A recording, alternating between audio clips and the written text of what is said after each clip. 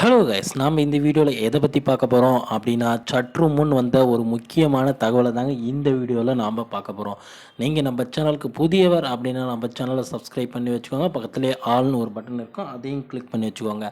அரசியல் சார்ந்த அனைத்து தகவலும் வந்து பார்த்திங்கன்னா நம்ம சேனலில் போட்டுட்டு தான் இருக்கோங்க. மறக்காமல் பாருங்கள். வாங்க வீடியோக்குள்ளே போகலாம். அதாவது வந்து பார்த்திங்கன்னா, எடப்பாடி பழனிசாமியை வந்து பார்த்திங்கன்னா சுத்து போட்டுட்டாங்க அப்படின்னு தாங்க சொல்லலாம் தமிழக அரசு. எடப்பாடிக்கு அடிக்கிற அடியில் வந்து பார்த்திங்கன்னா, அடுத்த எந்த ஒரு தலைவரும் அடுத்த கட்சியிலிருந்து வரக்கூடாது, இனிமே திமுக தான் அப்படின்ற நிலைமைக்கு வந்து பார்த்திங்கன்னா அடிப்போம் அப்படின்ற மாதிரி சொல்லியிருக்காங்க. இது எந்த அளவுக்கு அப்படின்னு பார்த்தீங்கன்னா, எடப்பாடி பழனிசாமியை வந்து பார்த்திங்கன்னா பிரச்சனை மேல் பிரச்சனை சந்தித்து வராருங்க. எடப்பாடி பழனிசாமி வந்து பார்த்திங்கன்னா இப்பொழுது வந்து பார்த்திங்கன்னா ஒரு கொஞ்சம் நாளைக்கு முன்னாடி தான் கொடநாடு வழக்கில் சிக்கி சின்னம் பின்னமாகி இப்போ தான் தெளிஞ்சாருங்க. தெளிய அடிப்பாங்க அப்படின்ற மாதிரி இவரோட நிலைமை இருக்குங்க. இப்பொழுது வந்து பார்த்திங்கன்னா வேட்பு மனு தாக்குதலில் வந்து பார்த்திங்கன்னா அவரோட அசையும் சொத்து அசையா சொத்துல வந்து பார்த்திங்கன்னா கணக்கு காட்டுறதில் நிறைய தகவல்களை வந்து பார்த்திங்கன்னா பொய்யான ஒரு தகவலாக கொடுத்துருக்காரு.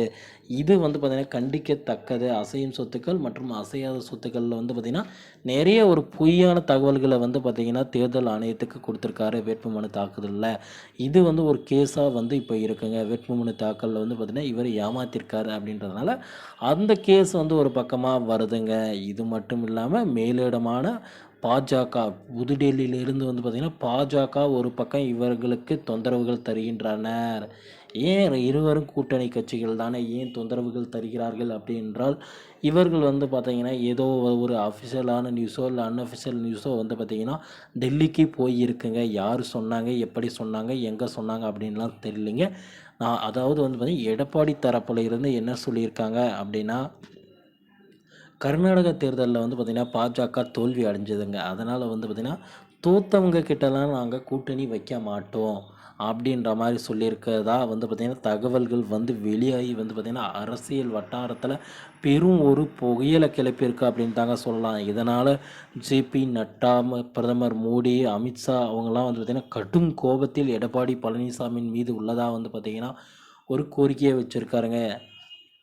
ஒரு செய்தி வெளியாகிட்டு வந்துட்டு இருக்குங்க. இவருக்கு இது மட்டும் பிரச்சனை இல்லைங்க, இவருக்கு எந்த பக்கம் திரும்பினாலும் பிரச்சனைங்க. இப்பொழுது வந்து பார்த்திங்கன்னா மோடி பாஜகவும் ஒரு எதிரியாக கருதப்படுறாருங்க. அது மட்டும் இல்லாமல் ஓபிஎஸ் ப்ளஸ் சசிகலா, டிடிவி, இந்த பக்கம் வந்து பார்த்திங்கன்னா ஸ்டாலின், அவங்க எல்லாருமே வந்து பார்த்திங்கன்னா ஒரு பெரும் ஒரு பகையாக வளர்த்துட்டு வராரு நம்ம எடப்பாடி பழனிசாமி. இதனால் வந்து பார்த்திங்கன்னா பல்வேறு கேஸெல்லாம் போட்டிருக்கிறதுனால கூடிய விரைவில் வந்து பார்த்திங்கன்னா எடப்பாடி பழனிசாமி வந்து பார்த்திங்கன்னா கைது செய்கிறதுக்கான வாய்ப்புகள் அதிகமாக இருக்கிறதா வந்து பார்த்திங்கன்னா அரசியல் வட்டாரங்கள் வந்து பார்த்திங்கன்னா இந்த செய்தியை நமக்கு கூறியிருக்காங்க. ஓகே ஃப்ரெண்ட்ஸ், வீடியோ பிடிச்சிருந்தா சேனலை சப்ஸ்கிரைப் பண்ணி பக்கத்துலேயே ஆல்னு ஒரு பட்டன் இருக்கும், அதையும் கிளிக் பண்ணி வச்சுக்கோங்க. தேங்க்யூ.